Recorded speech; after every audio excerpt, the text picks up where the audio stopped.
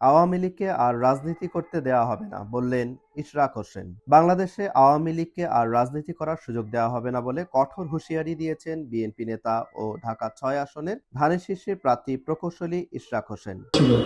আমি আজকে মুক্তিযুদ্ধ প্রজন্ম দলে যোগদান করার মাধ্যমে আমাদের যে সম্মানিত বীর মুক্তিযোদ্ধাদের কাছে প্রতিজ্ঞা করতে চাই যে কোনোদিনও, যতদিন আমরা বেঁচে থাকব, বাংলাদেশকে আমরা কোনো দেশের দাস হতে আমরা দেব না।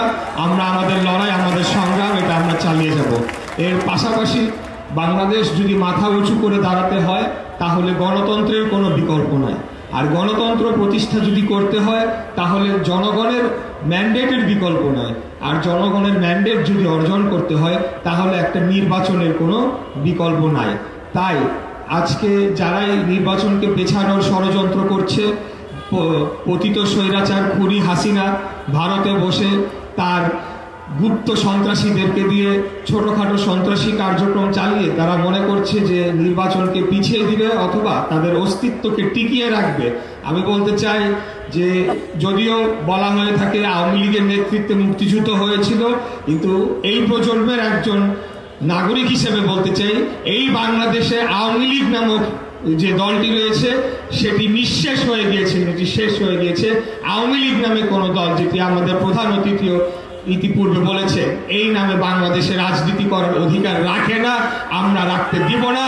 গত বছর যে গণহত্যা হয়েছে সেটির বিচার না হওয়া পর্যন্ত এবং খুনি হাসিনা সহ প্রত্যেকটি যারা এই গণহত্যার নির্দেশনা বাস্তবায়ন করেছে, এই নির্দেশনা চালিয়েছে এবং গুলি চালিয়েছে, তাদের প্রত্যেকের সর্বোচ্চ বিচার এবং এবং তাদের যে শাস্তি সেটি কার্যকর না হওয়া পর্যন্ত বাংলাদেশে আওয়ামী লীগ যদি কোথাও আবারও মাথাচাড়া দিয়ে উঠতে চায়, আমি আমাদের মুক্তিযুদ্ধের প্রজন্ম দলের ভাইদেরকে বলবো, আপনারা অতন্দ্র প্রহরীর মতো বাংলাদেশকে রক্ষার জন্য এই পতিত ফ্যাসিবাদের বিরুদ্ধে আপনারা লড়ে যাবেন। ইনশাল্লাহ আমিও আপনাদের পাশে থাকবো।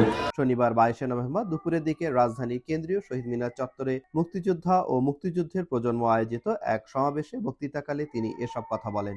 তিনি অভিযোগ করেন, ক্ষমতাচ্যুত শেখ হাসিনা এখন গুপ্ত সন্ত্রাসীদের ব্যবহার করে দেশের আগামী নির্বাচনে বানচালের ষড়যন্ত্র করছেন। ইশরাক হোসেন আরো বক্তব্যে বলেন, জুলাই আগস্টের গণ অভ্যুত্থানের পক্ষে শক্তিগুলো ঐক্যের ওপর বিশেষ গুরুত্ব আরোপ করেন। তিনি বলেন, নিজেদের মধ্যকারে বিভেদ আমাদের দুর্বল করে দেবে। জুলাই আন্দোলনে শরিক সব রাজনৈতিক দল ও গোষ্ঠী যদি ঐক্যবদ্ধ থাকতে ব্যর্থ হয়, তবে বহিঃশত্রু এই সুযোগ কাজে লাগিয়ে বাংলাদেশে একটি অবজ্ঞাবহ রাষ্ট্রে পরিণত করবে। দেশকে কোনোভাবেই করদ রাষ্ট্রে পরিণত করতে দেওয়া যাবে না। উল্লেখ করে বিএনপির এই তরুণ নেতা বলেন, দেশের বৃহত্তর স্বার্থে সব ধরনের বিভেদ ভুলে আমাদের ইস্পাত কঠিন ঐক্য গড়ে তুলতে সামনে এগিয়ে যেতে হবে।